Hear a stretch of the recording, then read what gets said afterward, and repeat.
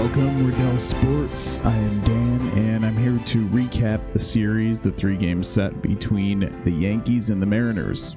Now, the Yankees get their first loss in the series in Game 1, a 2-1 loss, and the Yankees pitching, which we'll get into, it'll be a common theme throughout this video, but I'll show you the stats when we look at the standings, has been fantastic.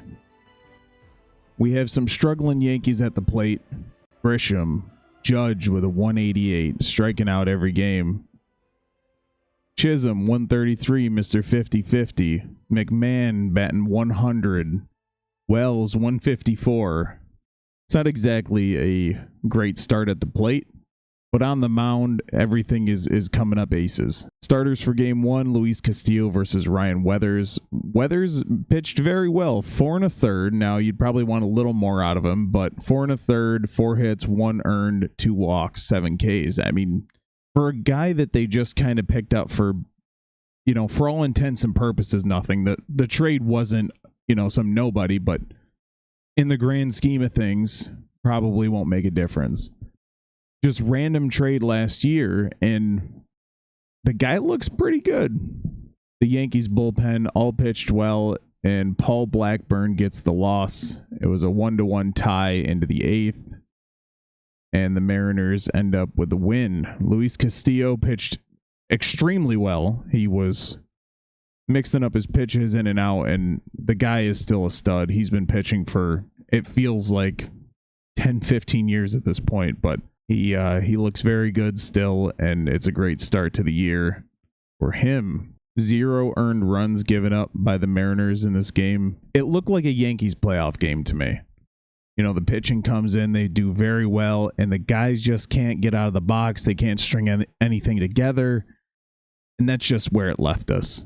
But congrats to the Mariners on that win.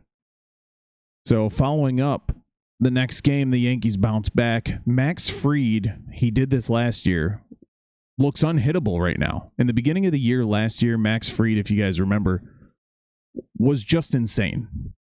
And this is where we're at now. 2-0, 0 ERA, shutout 5-0. Logan Gilbert gets the loss.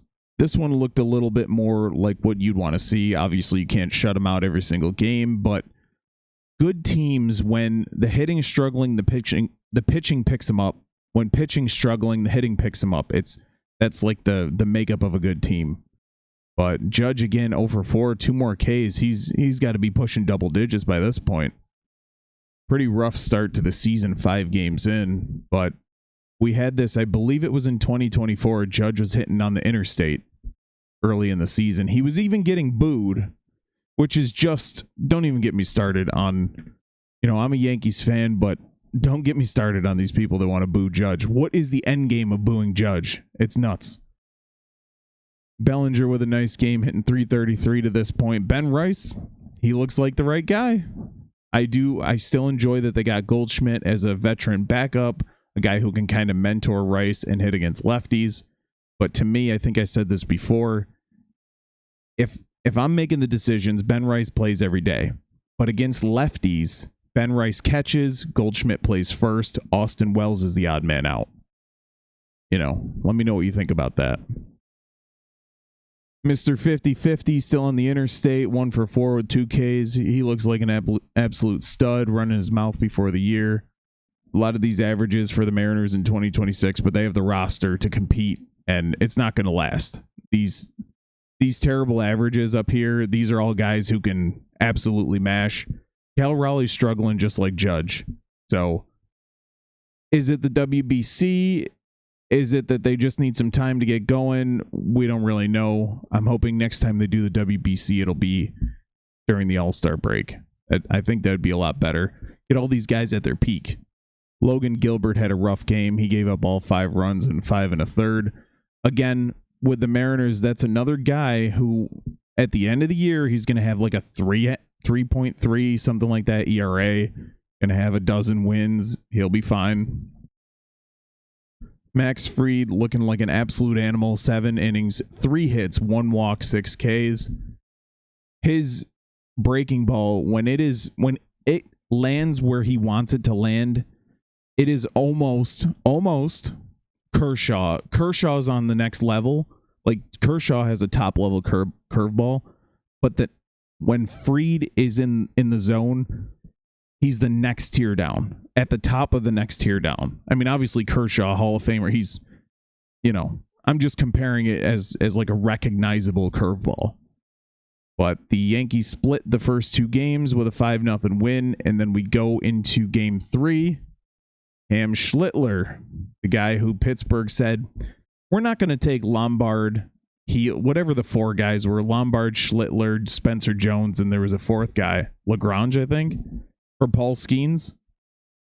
Is Schlittler better than Paul Skeens? No, but would it have been a good compensation for Skeens? Of course. This guy looks amazing. He's got the swagger, he's got the attitude, and man, he is fun to watch. Even if you don't like the Yankees, you should tune into his games because he is fun to watch. It's the same thing for me. I hate the Red Sox. I love watching Garrett Crochet pitch. He's got a weird-ass windup and everything, but the guy's an animal. Like, when you get a pitcher like this, don't worry about what the jersey is. Just watch it and enjoy what you're seeing. And that's what I get out of Garrett Crochet.